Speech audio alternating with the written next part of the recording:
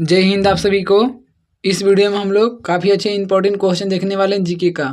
देखिए, अगर आपको भी मेरे तरह अब बिहार पुलिस में रिजल्ट लाना है तो आप लोग इस वीडियो को एंड तक देखिएगा और चैनल को भी सब्सक्राइब कर लीजिएगा।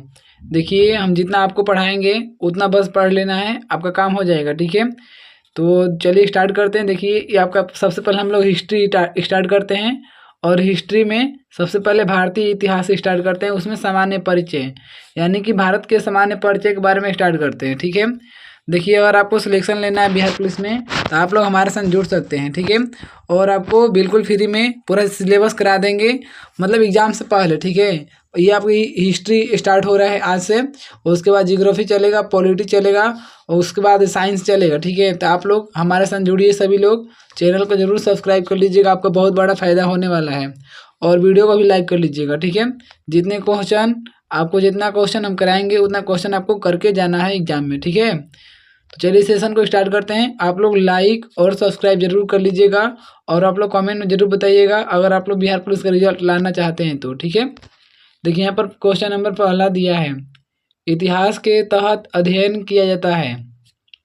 तो इतिहास के तहत अध्ययन किया जाता है अतीत का। ऑप्शन नंबर ए हो जाएगा अतीत का। प्रथम यूनानी इतिहासकार कौन था? तो प्रथम जो यूनानी इतिहासकार था वो हेरोडोटस था। ऑप्शन नंबर बी हो जाएगा, प्रथम यूनानी इतिहासकार हेरोडोटस था। राइट आंसर बी हो जाएगा। चलिए नेक्स्ट क्वेश्चन देखते हैं। निम्नलिखित में से किसने स्पष्टतया कहा कि इतिहास के समस्त निष्कर्ष युक्ति संगत साक्ष्यों पर आधारित होते हैं? ये कहा था थ्यूसिडाइसिस ने। ऑप्शन नंबर आपका बी हो जाएगा, थ्यूसिडाइसिस ने। द हिस्ट्री के रचनाकार का नाम क्या है? तो द हिस्ट्री के रचनाकार हैं हेरोडोटस। इनको फादर ऑफ हिस्ट्री भी कहा जाता है। ऑप्शन नंबर आपका ये हो जाएगा हेरोडोटस। चलिए नेक्स्ट क्वेश्चन है। देखिए दोस्त, अगर आप लोग भी मेरे तरह रिजल्ट लाना चाहते हैं बिहार पुलिस में तो आप लोग हमारे साथ जुड़िए सभी लोग, और आप लोग ये सब पूरा वीडियो देखिए। ठीक है, और सब्सक्राइब कर लीजिएगा और लाइक कर लीजिएगा वीडियो को। ठीक है, इतिहास के पिता की पदवी सही अर्थों में निम्न में से किससे संबंधित है? तो इतिहास के पिता की जो पदवी है वो हेरोडोटस से संबंधित है, यानी कि इतिहास के पिता हेरोडोटस को कहा जाता है। इतिहास अपने को दोहराता है, यह किसका कथन है? तो इतिहास अपने को दोहराता है, यह कथन हीगेल का है। ऑप्शन नंबर ए हो जाएगा हीगेल। चलिए नेक्स्ट क्वेश्चन है, हम इतिहास से यही सीखते हैं कि आदमी इतिहास से कभी कुछ नहीं सीखता। यह कथन किसका है? तो यह हीगेल का है। ऑप्शन नंबर आपका ए हो जाएगा हीगेल। किसका कथन है? समस्त इतिहास वर्ग संघर्ष का इतिहास है। तो यह कार्ल मार्क्स का कथन है। ऑप्शन नंबर ए हो जाएगा, कार्ल मार्क्स का यह कथन है। चलिए नेक्स्ट क्वेश्चन है, निम्नलिखित में से कौन सा एक इतिहास के विषय में मार्क्स के दृष्टिकोण का संक्षिप्त वर्णन करता है? तो मार्क्स के दृष्टिकोण का संक्षिप्त वर्णन करता है, इतिहास शोषक और शोषित वर्गों के बीच संघर्ष का सिलसिला है। तो ऑप्शन नंबर आपका बी हो जाएगा। चलिए नेक्स्ट क्वेश्चन है, निम्नलिखित में से किसने द्वंद्वात्मक भौतिकवाद के सिद्धांत का प्रतिपादन किया? तो द्वंद्वात्मक भौतिकवाद के सिद्धांत का प्रतिपादन मार्क्स ने किया। ऑप्शन नंबर बी हो जाएगा, मार्क्स ने। राइट आंसर बी हो जाएगा।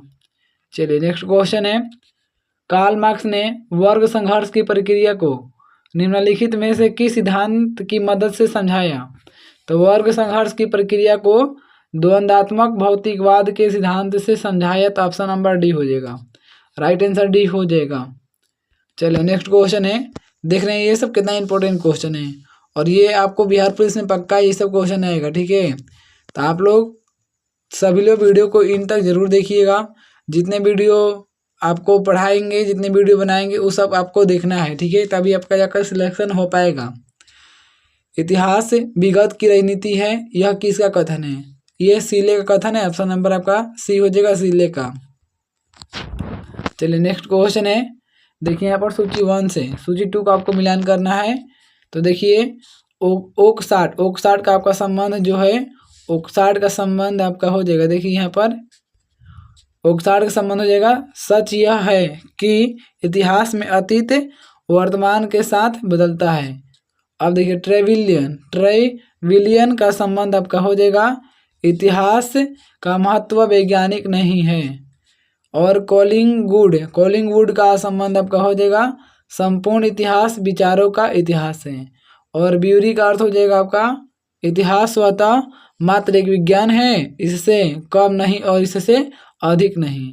तो इसका अनुसार ऑप्शन नंबर आपका ये हो जाएगा। ठीक है, इसका स्क्रीनशॉट ले लीजिएगा। चलिए नेक्स्ट क्वेश्चन देखते हैं। देखिए, किस इतिहास दर्शन शास्त्री ने कहा था समस्त इतिहास समकालीन इतिहास है? तो यह बेनेडिटो ने कहा था, बेनेडिटो क्रोच ने। ऑप्शन नंबर आपका बी हो जाएगा, बेनेडिटो क्रोच ने। इतिहास वर्तमान एवं अतीत के बीच अंतहीन वार्ता है, यह किसने कहा था? इतिहास वर्तमान एवं अतीत के बीच अंतहीन वार्ता है, यह किसने कहा था? तो E.H. कार ने। ऑप्शन नंबर आपका ये हो जाएगा, E.H. कार ने कहा था। राइट आंसर ये हो जाएगा। चलिए नेक्स्ट है, तिथियों के साथ प्रयुक्त होने वाला BC किसका संक्षिप्ताक्षर है? तो बिफोर क्राइस्ट का, बिफोर क्राइस्ट। ऑप्शन नंबर आपका ए हो जाएगा। चलिए नेक्स्ट क्वेश्चन है, तिथियों के साथ प्रयुक्त होने वाला AD का पूर्ण रूप क्या होता है? तो एनो डोमिनी होता है, एनो डोमिनी। AD का फुल फॉर्म एनो डोमिनी। ऑप्शन नंबर आपका ये हो जाएगा। चलिए नेक्स्ट क्वेश्चन है, वर्ष 50 ईसा पूर्व का मतलब क्या होता है? तो देखिए 50 ईसा पूर्व का मतलब वर्ष 150 ईसा पूर्व के बाद। तो ऑप्शन नंबर बी हो जाएगा, वर्ष 150 ईसा पूर्व के बाद। नेक्स्ट क्वेश्चन है, वर्ष 1015 ईस्वी किस शताब्दी में आता है? तो 1015 ईस्वी किस शताब्दी में आता है? 11वीं शताब्दी में आता है। ऑप्शन नंबर डी हो जाएगा, 11वीं शताब्दी में। चलिए नेक्स्ट क्वेश्चन है, आप लोग भी अगर आप लोग को आंसर पता है तो आप लोग कमेंट करते रहिएगा। ठीक है, देखिए यहाँ पर सूची 1 से सूची 2 को मिलान करना है। एक तरफ आपका है संवत्सर और एक तरफ किस समय से गणन हुआ था। ठीक है, देखिए हम लोग चलिए देखते हैं। देखिए विक्रम संवत्सर जो हुआ था ये आपका 248 ईस्वी में हुआ था, 248 ईस्वी में। ठीक है, शक संवत जो हुआ था आपका, देखिए यहाँ पर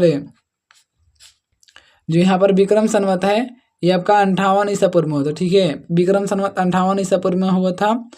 और आपका जो शक संवत है, शक संवत आपका हो जाएगा 78 ईस्वी में, 78 ईस्वी में हो जाएगा शक संवत है। ठीक है, और गुप्त संवत आपका हो जाएगा, गुप्त संवत आपका हो जाएगा 3102 ईसा पूर्व में। और कौली संवत आपका हो जाएगा 248 ईसा पूर्व में। तो इसके अनुसार ऑप्शन नंबर आपका डी हो जाएगा, राइट आंसर है। आप लोग इसका स्क्रीनशॉट ले लीजिएगा और अच्छे से इसको याद कर लीजिएगा। ठीक है, चलिए आगे क्वेश्चन देखते हैं। देखिए विक्रम संवत प्रारंभ हुआ 58 ईसा पूर्व में। ऑप्शन नंबर ए हो जाएगा 58 ईसा पूर्व में। अगर आप लोग को इसका PDF चाहिए तो आप लोग कमेंट में जरूर कमेंट कीजिएगा। ठीक है, अगर आपको PDF चाहिए तो। चलिए आगे क्वेश्चन है, देखिए आप लोग बिहार पुलिस का फॉर्म तो आ ही गया है, फॉर्म स्टार्ट भी हो गया है। ठीक है, तो आप लोग अभी से ये सब जीके रट जाइए। ठीक है, अभी से ही ये सब जीके याद कर लीजिए, रट जाइए। शक संवत का प्रारंभ किस सम्राट के शासनकाल में 78 ईस्वी में हुआ था? तो कनिष्क के शासनकाल में। यानी कि शक संवत का प्रारंभ किस सम्राट के शासनकाल में 78 ईस्वी में हुआ था? तो कनिष्क के शासनकाल में हुआ था। भारत का राष्ट्रीय पंचांग किस संवत पर आधारित है? तो राष्ट्रीय पंचांग आपका शक संवत पर आधारित है। ऑप्शन नंबर आपका डी हो जाएगा, शक संवत पर आधारित है भारत का राष्ट्रीय पंचांग, नेशनल कैलेंडर जिसको बोलते हैं। चलिए नेक्स्ट क्वेश्चन है, गुप्त संवत 319 से 320 ईस्वी को प्रारंभ करने का श्रेय किसे दिया जाता है? तो चंद्रगुप्त प्रथम को। ऑप्शन नंबर ए हो जाएगा, चंद्रगुप्त प्रथम को दिया जाता है। चंद्रगुप्त प्रथम ने गुप्त संवत का प्रारंभ किस उपलक्ष्य में किया? तो चंद्रगुप्त प्रथम ने गुप्त संवत का प्रारंभ किस उपलक्ष्य में किया? तो अपने राज्यारोहण के स्मारक के रूप में। ऑप्शन नंबर ए हो जाएगा, अपने राज्यारोहण के स्मारक के रूप में किया। नेक्स्ट है, निम्न कथनों पर विचार कीजिए तथा नीचे दिए गए कूटों से सही उत्तर चुनिए। देखिए, विक्रम संवत 58 ईसा पूर्व से आरंभ हुआ था, ये सही है। जो विक्रम संवत है 58 ईसा पूर्व से शुरू हुआ था। शक संवत 78 से शुरू हुआ था, ये भी सही है। गुप्त संवत 319 ले और शुरू हुआ था, ये भी सही है। ठीक है। भारत में मुसलमान शासन का युग 1192 ईस्वी से शुरू हुआ, ये गलत है। ठीक है, तो ये तीनों सही है, 1 2 3, तो ऑप्शन नंबर आपका सी हो जाएगा। हर्षवर्धन ने 606 ईस्वी में हर्ष संवत की स्थापना किस उपलक्ष्य में की थी? अपने राज्यारोहण के उपलक्ष्य में। ऑप्शन नंबर ए हो जाएगा, अपने राज्यारोहण के उपलक्ष्य में की थी। देखिए आगे क्वेश्चन है, निम्नलिखित में वह कौन सा संवत है जो कलचुरियों द्वारा प्रयुक्त किए जाने के कारण कलचुरी संवत भी कहलाता है? तो त्रैकुट संवत। ऑप्शन नंबर आपका सी हो जाएगा, त्रैकुट संवत। चालुक्य विक्रम संवत का प्रचलन किसने किया? तो चालुक्य विक्रम संवत का प्रचलन विक्रमादित्य 4 ने किया। ऑप्शन नंबर सी हो जाएगा, विक्रमादित्य 4 ने किया चालुक्य विक्रम संवत का प्रचलन।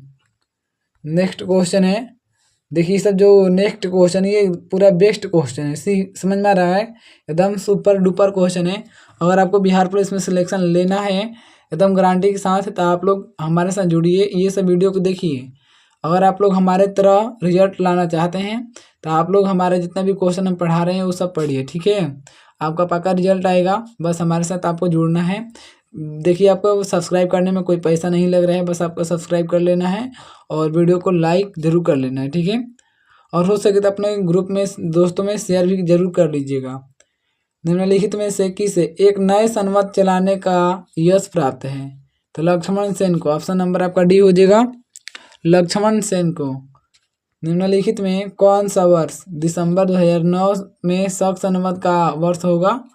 तो 1931। ऑप्शन नंबर आपका डी हो जाएगा, 2009 में शक संवत का वर्ष होगा 1931।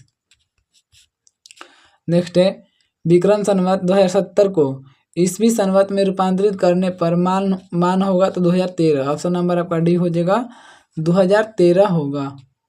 विक्रम एवं शक संवत के आरंभ के बीच कितने वर्षों का अंतर होता है? तो 135।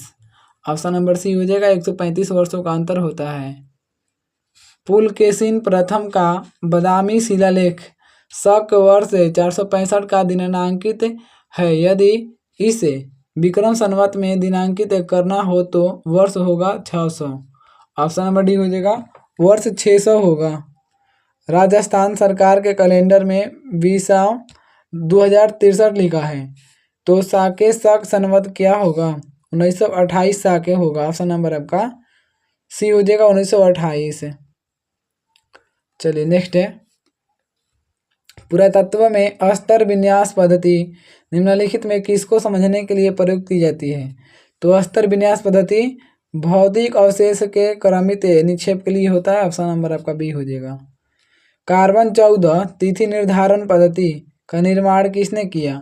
विलियम लिम्बी ने। ऑप्शन नंबर आपका डी हो जाएगा, विलियम लिम्बी ने किया कार्बन 14 तिथि निर्धारण पद्धति।